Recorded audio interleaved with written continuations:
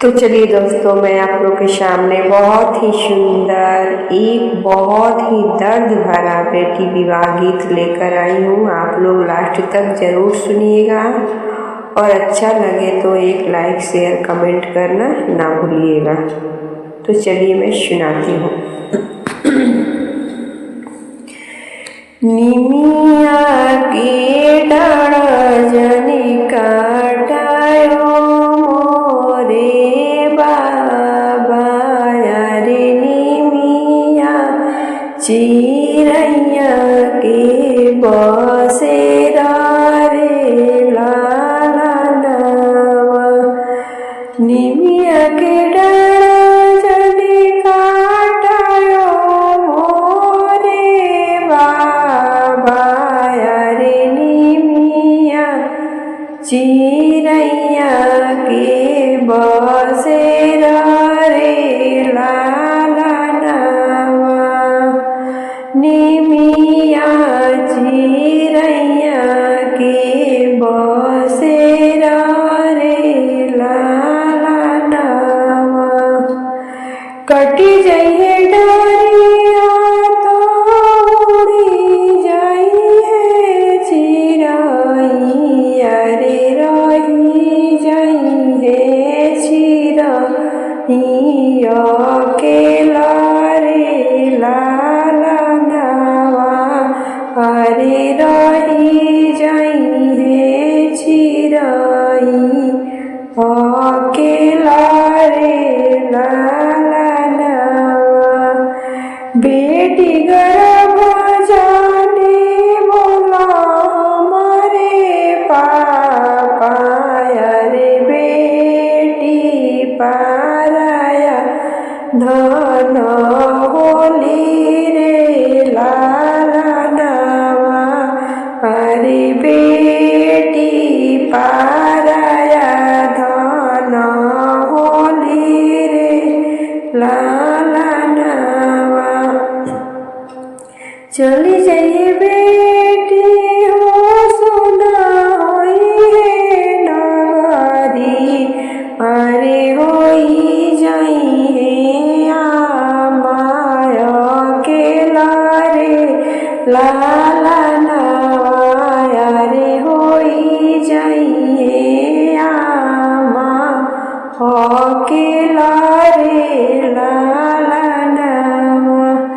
इतना बचना सुनिया हो कवन आमा, अरे रोवेली बड़ा हुआ के बिचारे लाला नवा। अरे रोवेली बड़ा हुआ के बिचारे लाला नवा। बड़ा हो जाता निया से बेटी के पलानी, अरे उहे बेटी जइहे दूसर देश रे लाला नवा।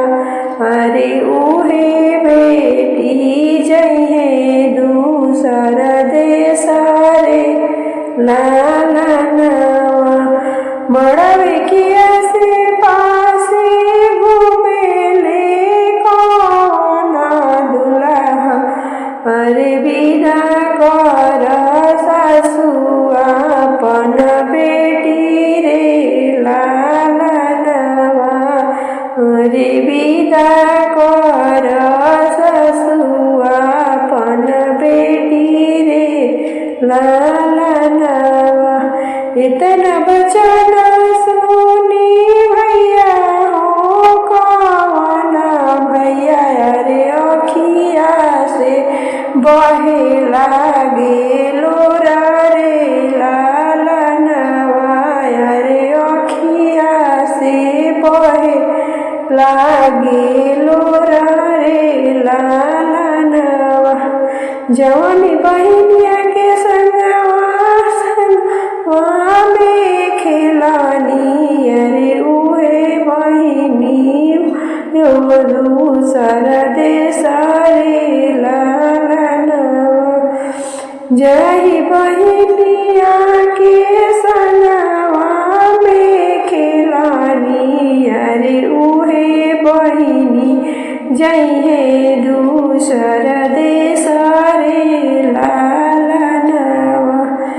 जिन रोआ माओ जनी रोआ भैया अरे बहिनी कि अपने घर जायो रे लाला नवा अरे बहिनी तो अपने घर जायो रे लाला नवा तोहा के लिखत भैया पापा के राजवा अरे हम के लिखल दूर देश रे लाला नवा तोहा के लिखल भैया पापा के राजवा अरे हम के लिखल दूर